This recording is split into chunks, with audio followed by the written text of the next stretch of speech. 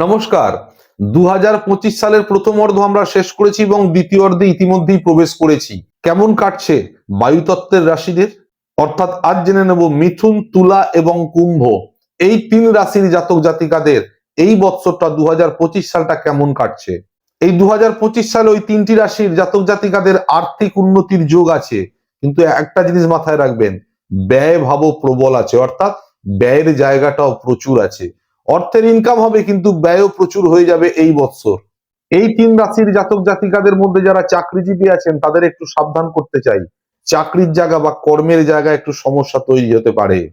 মিথুন, তুলা এবং কুম্ভ এই তিন রাশির জাতক জাতিকাদের মধ্যে যারা শেয়ার মার্কেটে ইনভেস্ট করেন তারাও কিন্তু এই 2025 সালে একটু সাবধান থাকবেন।